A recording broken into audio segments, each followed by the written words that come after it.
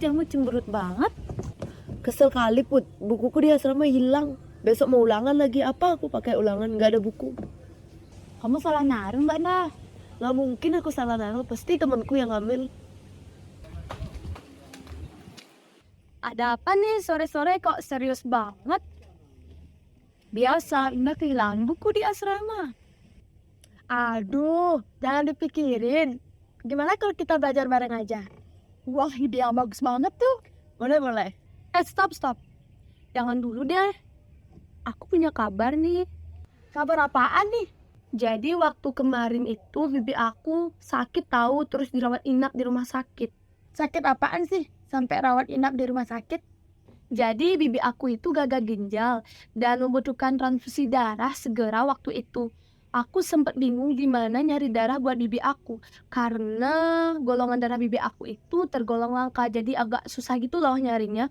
Tapi untungnya ada temen aku yang golongan darahnya sama kayak bibi aku. Jadi dia deh yang jadi pendonornya gitu. Pendonor darah?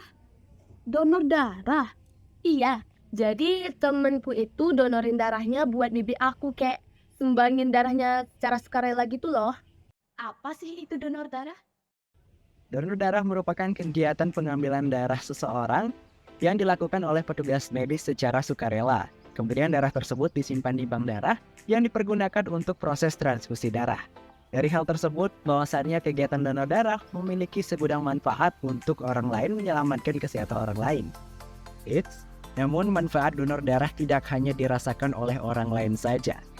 Berikut adalah beberapa hal-hal yang bermanfaat bagi tubuh apabila seseorang melaksanakan donor darah. Pertama, dapat menekan risiko penyakit jantung. Yang kedua, dapat menekan risiko kanker serta dapat mengurangi diabetes atau lemak dalam darah. Sebelum kita mendonorkan darah, ada pun beberapa persyaratan umum yang harus kita ketahui. Syarat yang pertama, seorang pendonor darah harus memiliki usia minimal 17 tahun dan maksimal 65 tahun. Seorang pendonor darah tidak boleh memiliki berat badan di bawah 45 kg.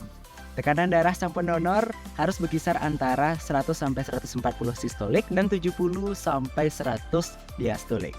Kadar hemoglobin pada wanita minimal 12 dan pada laki-laki 12,5. Wah, ternyata selama ini berat badanku mencukupi. Dari dulu aku pengen banget buat donor darah, tapi umurku belum mencukupi. Besok aku mau ke UDD Buleleng buat donor darah secara sukarela.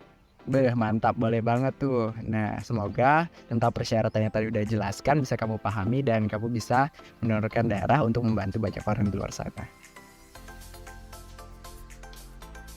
Jika Anda berminat menjadi pendonor, Anda wajib mengikuti syarat dan prosedur donor darah. Berikut adalah syarat dan prosedur donor darah. Yang pertama adalah proses registrasi. Jika Anda merupakan pendonor rutin, Anda dapat menunjukkan nomor identitas donor. Jika Anda baru pertama, maka Anda harus menunjukkan kartu identitas, kemudian mengisi formulir pendaftaran yang telah tersedia. Prosedur berikutnya adalah pemeriksaan kesehatan, di mana petugas akan melakukan wawancara langsung terkait riwayat kesehatan Anda. Pada tahap yang sama akan dilakukan pengukuran terhadap kadar hemoglobin, suhu tubuh, tekanan darah, dan nadi Anda, seperti video yang berikut ini. Setelah dinyatakan lolos pemeriksa kesehatan, maka petugas akan mengarahkan Anda pada tempat donor darah. Proses pengambilan darah berselang waktu antara 8 hingga 10 menit kok, teman-teman.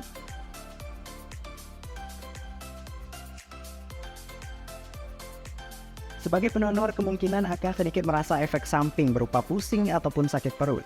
Umumnya hal itu akan terjadi dalam waktu singkat sehingga Anda dapat kembali melanjutkan aktivitas. Setelah proses donor darah selesai, Anda akan dipersilakan untuk memulihkan diri dengan makanan dan minuman yang telah disediakan. Langkah ini bermanfaat untuk mengisi kembali tenaga Anda setelah Anda banyak kehilangan cairan. Nah, itu dia tampilan prosedur terkait jalannya donor darah. Sampai di sini, semoga banyak ya yang termotivasi untuk mendonorkan darah agar dapat menjaga kesehatan kita bersama. Ingat, setetes darah kita berarti untuk mereka. Everything we do come from the heart. Menolong sepenuh hati.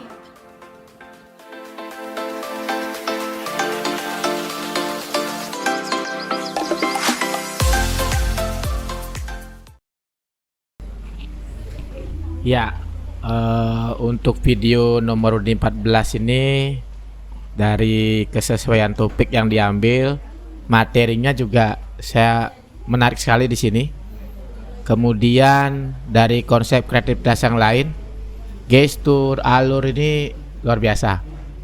Kemudian untuk kualitas video juga vokal, backsound ada, tapi dan backsoundnya di sini ada, dan itu mendukung untuk kegiatan donor darah yang ceria dan tidak mengganggu vokal. Vokal juga luar biasa. Pencahayaan saya lihat di sini juga bagus, di situ terang videonya luar biasa untuk adik-adik nomor undi 14. Terima kasih.